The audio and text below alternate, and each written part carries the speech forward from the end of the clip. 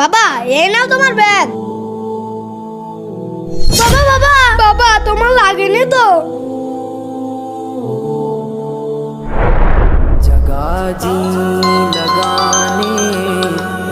আরে ভাই আপনি কোথায়? মেহমান এসে বসে রয়েছে। স্যার এই তো প্রায় চলে এসেছি। তাড়াতাড়ি আসেন। জি আচ্ছা। স্যার আপনার বাড়ির সামনে দাঁড়িয়ে আছি। এই নিন আপনার পার্সেল।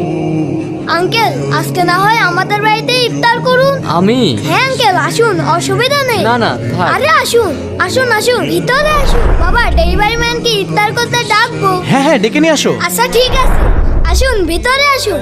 বাবা এই নাও পার্সেল। ভাই বসুন, এখানে বসুন। ভাই ইফতারি শুরু করুন।